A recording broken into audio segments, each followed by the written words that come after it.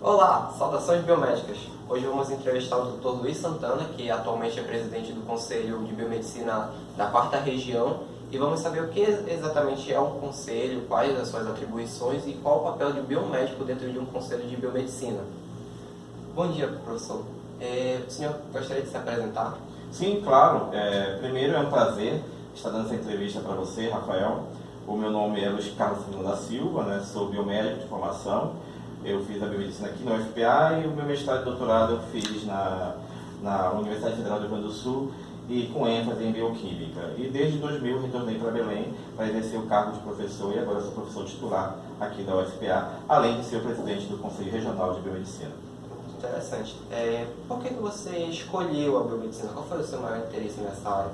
Na minha época, quando eu escolhi a biomedicina, foi em 1986, a gente não tinha muita informação sobre o que era a biomedicina. Algumas pessoas achavam que o biomédico, na verdade, era uma espécie de habilitação da medicina. E eu descobri, com o passar do tempo, né, o que é exercer a biomedicina. Mas quando eu escolhi, eu não sabia muito bem o que era a biomedicina. Com o passar do tempo, eu sei que é um curso, né, que na época estava voltado muito à pesquisa. Hoje a gente tem uma dimensão bem maior do curso de biomedicina, onde você vai verificar que tem pelo menos quase 40 habilitações para essa categoria profissional. Certo. Como o senhor iniciou sua carreira na biomedicina? Foi fácil na época? A minha carreira na biomedicina, ela iniciou evidentemente quando eu passei no vestibular. Eu queria ser muito virologista, mas antes de ser virologista, eu passei a fazer estágio no Museu Paraense Emílio Guild na área de entomologia, que é uma área mais da biologia. Depois eu não consegui estágio na virologia e acabei trabalhando com a genética médica, que é a minha paixão, né, trabalhando com doenças raras. Isso realmente eu descobri no meio da graduação. E por isso que eu me tornei um biomédico e fiz meu mestrado e doutorado nessa área de atuação. Como foi a sua trajetória até chegar no cargo de presidente do Conselho Regional de Biomedicina? A primeira vez que eu ouvi falar do Conselho Regional de Biomedicina 4ª Região foi através da minha esposa. Ela me informou que ela estava inscrita no Conselho. Isso foi lá pelos idos de 1994, 95. E eu aproveitei também para me cadastrar no Conselho Regional de Biomedicina. Isso foi interessante, que eu fui conhecendo como é que funcionava o Conselho, primeiramente como uma pessoa que estava pagando o Conselho, e quando foi na virada desse século, basicamente lá por 2008, 2007, né, eu me interessei a entrar no Conselho. Fui convidado pelo Dr. Ricardo Girrac, e na altura da gestão dele eu fui o primeiro secretário do Conselho Regional de Biomedicina 4ª Região. Depois disso, o Conselho ficou sem a direção, né? E na gestão do Dr. Edivaldo eu fui o vice-presidente e agora eu sou o presidente do Conselho. Então foi algo que foi me puxando automaticamente, né? De acordo com o meu interesse para agir hoje como presidente do Conselho Regional de Medicina 4ª Região. Interessante. Se caso alguém queira porventura participar do conselho, montar, sei lá, uma chapa ou chegar ao cargo de presidência, quais seriam os requisitos e o perfil necessário? Essa tua pergunta é muito importante. É necessário que o biomédico formado, né, ele tenha pelo menos 5 anos de formado e que esteja adimplente nesse período em relação ao Conselho Regional de Medicina 4ª Região. Isso o qualifica, né, para fazer parte de uma chapa, né, que vai concorrer ao Conselho. Então, repetindo, né, a pessoa tem que ter 5 anos formado e que esteja adimplente 5 anos no Conselho de Biomedicina. Adimplente que, no caso, pagando no Conselho, né? E aí, evidentemente, tem interesse pela classe, né? Só dar o seu nome, etc., tem que ter interesse, né? Eu informo para vocês que trabalhar no Conselho não quer dizer que a gente tenha um salário. Não temos um salário. Na verdade, quem tem salário são apenas os funcionários contratados pelo Conselho. Nós, membros titulares e suplentes, estamos lá, fazemos uma reunião a cada mês para discutir as questões da biomedicina na região norte, né, com exceção do estado de Tocantins. Todos os outros estados fazem parte da jurisdição do nosso conselho. Certo. Uma pergunta muito interessante é que muitas pessoas elas confundem as funções, por exemplo, que existem sindicato, associação e existe o conselho. Qual seria, no caso, a função? Quais as atribuições que o Conselho Regional de Biomedicina tem? Tá, primeiramente vamos começar pela questão do mais fácil aí.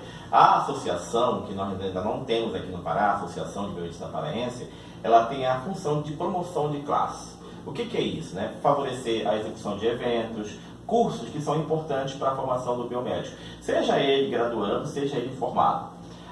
O sindicato já tem uma função diferente. O sindicato está exatamente procurando carga horária, ele vai atrás de carga horária, né, para esses profissionais biomédicos, também discute a questão de salários, né, e reivindica melhores condições de trabalho para a classe biomédica. Este é o papel do sindicato, além de outras atribuições administrativas que o sindicato pode exercer. Já o Conselho de Biomedicina, o órgão, ele tem a missão de fiscalizar a profissão, para evitar que biomédicos exerçam, por exemplo, a profissão sem estar cadastrado no conselho. Isso é um crime, né? Toda pessoa que pertence a uma entidade de classe, todo profissional, ele tem que estar cadastrado. O médico paga o seu conselho, o odontólogo paga o seu conselho. Assim também o biomédico tem que pagar o seu conselho para evitar o exercício ilegal da profissão.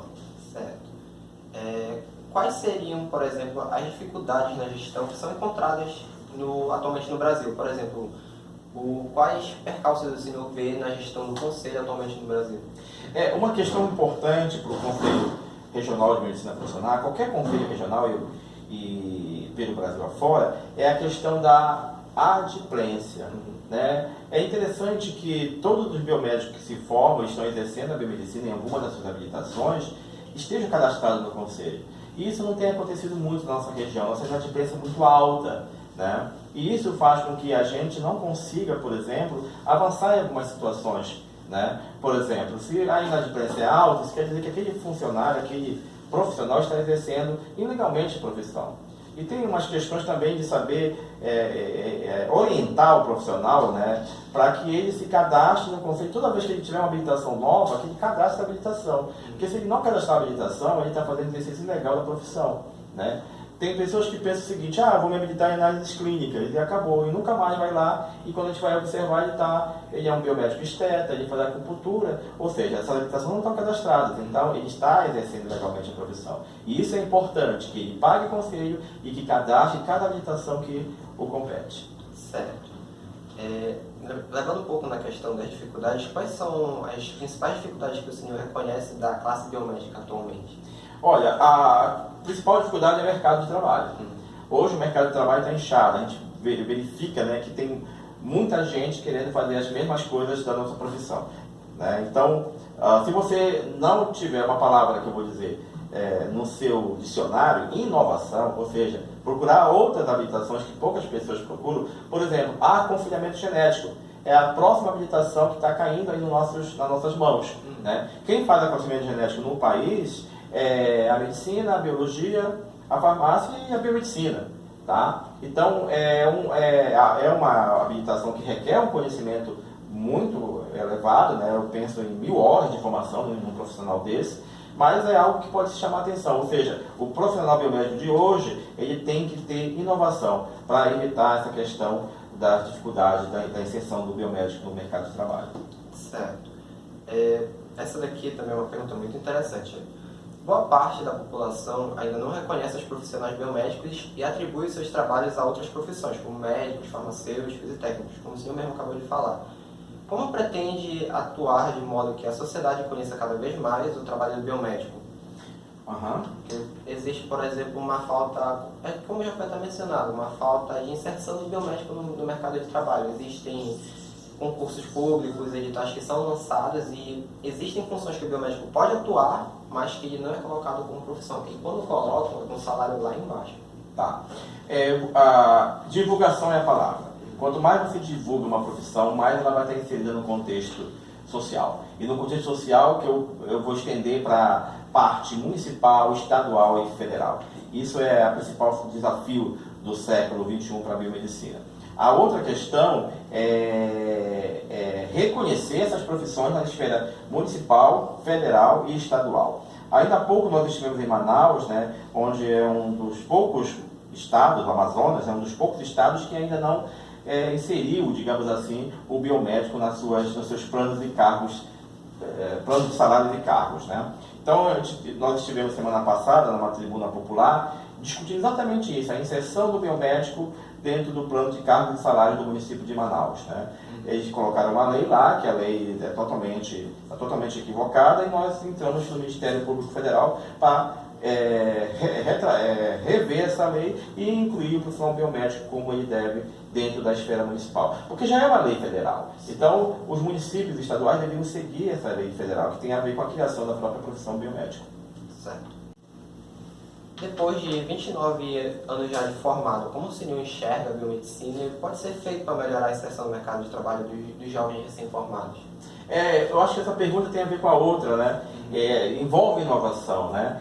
Então, assim, quando você está dentro de uma faculdade, seja ela privada ou pública, você tem que ter um pouco de premonição, saber o que você vai fazer lá no futuro. Eu acho que essa preocupação e esse imediatismo saudável, não é imediatismo porque a gente quer fazer as coisas para ontem, mas é um imediatismo saudável, dizendo assim, o que eu vou fazer daqui a 4 anos? É preparar o teu terreno. Eu acho que a maioria das pessoas que entram em qualquer curso, né, seja biomedicina ou qualquer outro curso, eles não pensam o que vão fazer lá no futuro, né? Então, o futuro é muito próximo, são apenas 4 anos. Então você tem que, a partir do momento, fazer uma escolha, né, da profissão biomédica, e você vai pensar, o que eu vou fazer com isso mais adiante? Então que você tem que trilhar o seu caminho. Porque quando você trilha o seu caminho, e você tem um foco para isso, né, você acaba conseguindo os resultados mais rapidamente. Evidentemente que a gente está numa situação delicada do país, então urge essa questão do imediatismo saudável, né? Do aluno que ingressa numa faculdade de biomedicina, seja pública ou privada, entender o que ele pode fazer lá adiante em benefício próprio e em benefício da categoria. Em benefício próprio, na verdade, tendo um emprego que o satisfaz. Durante a graduação, fazer um estudo de mercado de trabalho, sabe qual é? Exatamente isso. Certo. Atualmente, nós possuímos, de acordo com o site do Conselho Federal de Biomedicina, 30 habilitações existentes. Sabendo disso, qual o senhor acha que é a mais promissora? Quais as habilitações que estão em alta e que vão continuar crescendo futuramente? Eu não acho que tem uma habilitação promissora. Eu acho que tem profissionais bons em cada habilitação, né? Mas, assim, e todas elas têm a sua validade dependendo de quem a escolhe. Eu, por exemplo, trabalho com diagnóstico bioquímico e molecular de doenças raras. Eu adoro isso, né? Tem pessoas que optam por biomedicina estética, tem pessoas que optam por acupuntura. Então, cada um vai observar o quão importante aquela habilitação para a sua formação e para o seu sustento. Mas, assim, tem algumas que nós, recentes, né, como aconselhamento genético, que eu acho uma questão da inovação, a gestão da tecnologia de saúde, né? E também uma nova que está saindo agora, que é a biomedicina da fisiologia, que está associada à fisiologia do exercício. Eu acho que isso aí são coisas que quase não tem ninguém trabalhando e que o profissional biomédico graduando tem que começar a lançar olhos para essa situação e ver se pode ser inserido nessa ou não. Mas não quero deixar para trás as outras habilitações, análises clínicas, é importante. Eu conheço grandes alunos meus que são hoje gerentes em grandes laboratórios aqui do nosso estado e estão muito felizes no que escolheram. Certo. Sabemos que a biomedicina é uma profissão nova e que está em constante expansão, isso é um fato. O exemplo que temos é as 2 recentes habilitações que já foram aprovadas, que o senhor até mencionou agora. O que o senhor vê como tendência para os próximos anos? Existem planos de surgirem novas habilitações? Eu acho assim, além das habilitações, que são importantes, devem surgir outras, com certeza. Tem um pedido de uma recente, agora que ainda não tenho o nome certinho dessa habilitação, mas eu acho também que a pesquisa, né, a docência, sempre está trazendo algo novo para a gente. Não sei se vocês sabem, mas ainda há pouco, uma biomédica chamada Adriana Carneiro, falador, conseguiu um prêmio, aliás, foi agraciada com um prêmio da L'Oréal, /Unesco, /Academia Brasileira de Ciências, né, com um projeto, como uma das maiores pesquisadoras do país, né? Então vejam bem, é inovação, é divulgação, é o bom profissional, né? É na área da microbiologia e eu acho essa área da microbiologia também sempre ascendente, sempre tem coisa nova. Aliás, a gente vive tendo virose, a gente vive tendo infecções bacterianas e essa área tem que estar bem desenvolvida. É uma área que eu acho, juntamente com a área de vacina, né, uma área promissora dentro da nossa biomedicina. No final dessa entrevista, o senhor gostaria de deixar alguma mensagem para os futuros acadêmicos, futuros profissionais? Claro. Eu queria deixar uma mensagem que, primeiro, se você escolhe a biomedicina para cursar, você tem que ter um foco. E o que esse foco é? Conhecer o curso antes de tudo. Não faça por fazer um curso. Você pode estar perdendo tempo. faça com foco. Se veja profissional daqui a 4 anos. O que você vai estar fazendo daqui a 4 anos? Porque o tempo passa muito rápido e o mercado de trabalho é cada vez mais restrito. Então, se você tiver foco, preparação, aprender pelo menos uma língua estrangeira, né, com certeza o mercado pode vir com melhores olhos de você ser selecionado em algumas das habilitações importantes do nosso curso de biomedicina. Certo.